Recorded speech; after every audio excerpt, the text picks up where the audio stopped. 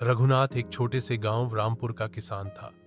वह मुश्किल से 1 एकड़ जमीन का मालिक था, जिसमें वह साल में 2 बार खेती करता।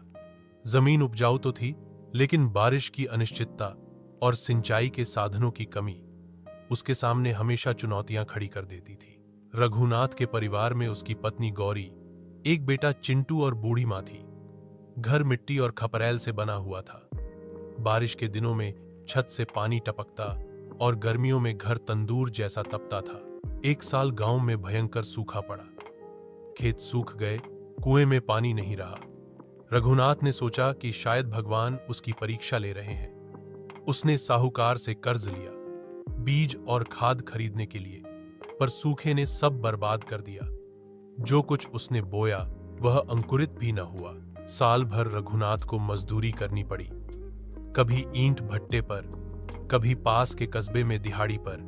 घर में आटा कम पड़ गया था। मां बीमार थी, लेकिन दवा के पैसे नहीं थे। फिर भी रघुनाथ ने कभी भीख नहीं मांगी। वह अपने आत्मसम्मान को भूखा रहने पर भी खोना नहीं चाहता था। अगले साल बारिश ठीक हुई। रघुनाथ ने फिर से खेत तैयार किया। इस बार उसने एक सहकारी संस्था से जैविक खेती के बारे में सीखा। उसने रासायनिक खादों की जगह गोबर की खाद, नीम का छिड़काव और देशी बीजों का उपयोग किया। मेहनत रंग लाई। इस बार उसकी फसल अच्छी हुई। खेत से गेहूं, चना और सब्जियां भी निकली। गांव के कुछ लोगों ने उसका मजाक उड़ाया, अरे जैविक खेती से पेट भरेगा। पर जब उसकी उपज कस्बे की मंडी में अच्छे दाम पर बिकी तो सब हैरान रह गए। रघुनाथ ने अपने बेटे चिंटू को स्कूल भेजना शुरू किया। पहले तो चिंटू दिन भर खेतों में खेलता था, पर अब वह किताबों में रुचि लेने लगा।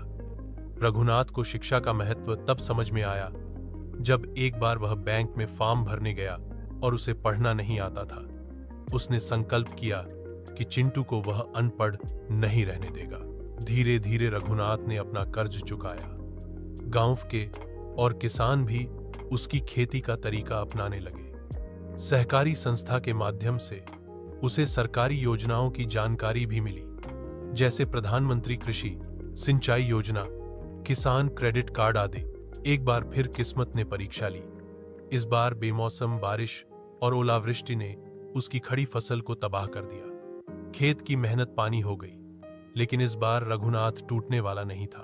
उसने सरकार से मुआवजा के लिए आवेदन किया और गांव के सरपंच से भी मिलकर आवाज उठाई।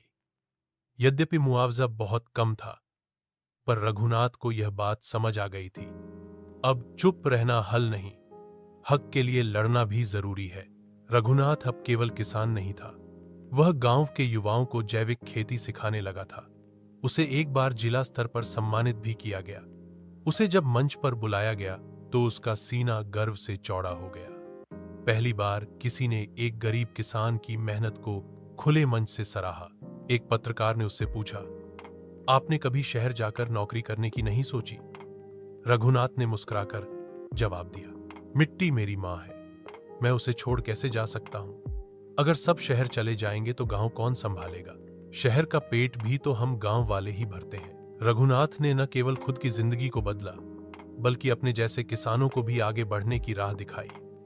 चिंटू अब कॉलेज में पढ़ता है और खेती में तकनीक लाने की योजना बना रहा है। गौरी अब गांव की महिलाओं को खाद्य प्रसंस्करण की ट्रेनिंग देती है। अचार, पापड़, मसाले बनाकर बेचती है।